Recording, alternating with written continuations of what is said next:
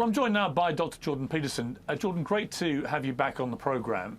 A lot has happened since you were last on just a few weeks ago.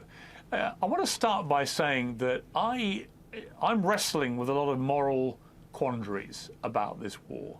And I'm hoping that through our conversation today, we might get to at least have some clarity about the moral quandaries and see if we can work out what we should be thinking about this, because I think it's very complicated.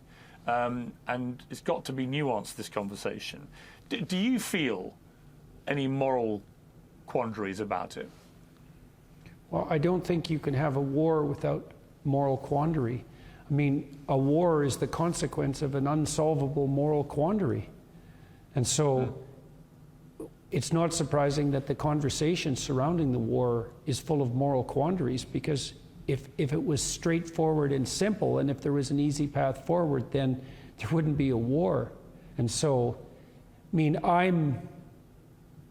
I can tell you what I think is going on to the degree that you can reduce it to something quickly explicable. You know, I think Iran is desperate because of the tenuous hold on power that the mullahs now have in Iran, given their own citizens' rebellion. I think they see the Abraham Accords, which were the most significant step forward towards peace in the Middle East for like 75 years. They see the Abraham Accords as an existential threat. This is a last-ditch attempt by the Iranian mullahs to use the Islam against Jews story to prop up their own dismal reign.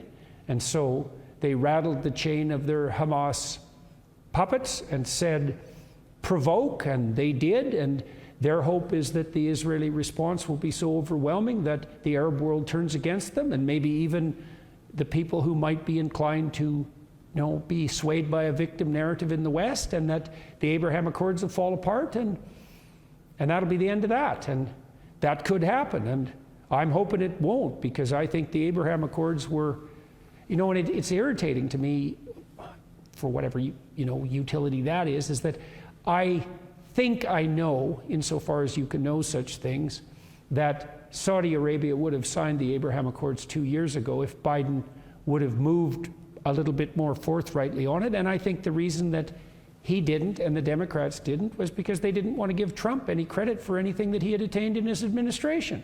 And I think all of that is appalling. And I see this story of Muslim against Jew being put forward in this propagandistic manner, and I think, well, the Muslim world has to make a choice too, because it doesn't look to me like their proper champions is the government in Iran, and it's not like the Saudis don't have their flaws, and perhaps the rest of the Arab governmental structures, but the Islam world should move in the direction of the Abraham Accords. That would be great for everyone. We could have a real peace. We could have something approximating a union of the Abrahamic people, and I think the accord was named extraordinarily well. Or we could have what we've had for the last 75 years with the Palestinians as perpetual cannon fodder, at the beck and call of those for whom having them be cannon fodder is useful. And so, yeah, well, there's just moral quandaries everywhere there. It's a minefield, but that's what I think is the fundamental reality of the current situation. It's a propaganda war, and there's a lot at stake. On October the 7th, Hamas obviously committed a terror attack of appalling magnitude. Where were you when you first heard about it, and what was your instant feeling about it? Well, my instant feeling was to be sickened by it, and it hasn't been that long since I was in Jerusalem, and so it was a little closer to me than it might have otherwise been. I'm also more sensitive to any signs of anti-Semitic catastrophe from studying the Holocaust for the length of time that I did, and I've always regarded Jews as the canary in the coal mine, and I think the reason that the Jews are the canary in the coal mine is because they're a successful minority. And if a culture can tolerate a successful minority, it's pretty damn robust, and it's not very resentful. And as soon as a culture starts to get resentful, the Jews make an easy target. because they're a minority, and so that's an easy target to begin with, but then they're the minority that has the temerity to be successful. And that really brings the resentful out of the rat holes. And I've seen a rise in anti-Semitism online over the last 3 years that's just stunning to behold, on the right and on the left, but jointly. And then, well, so I was sickened by it, but then I was also immediately suspicious of Iran's role.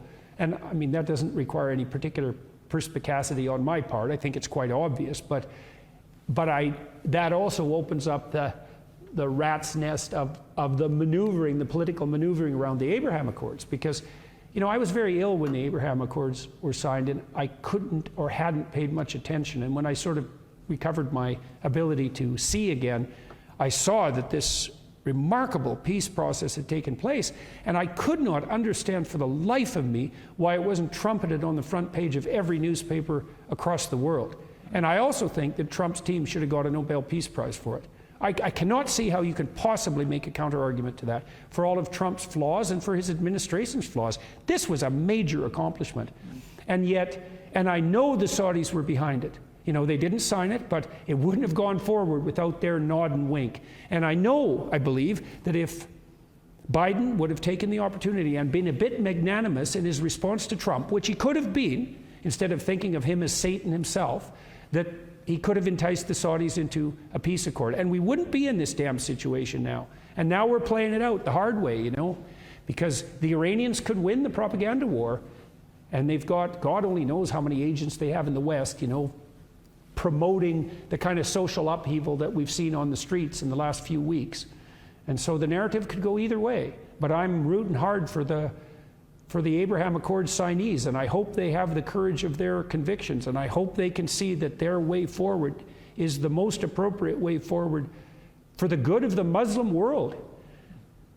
Or what, are we going to stay in some 14th century conflict between the fundamentalist Muslim world and the Jews? Jesus, that sounds, you know, we've had enough of that, haven't we? You'd think.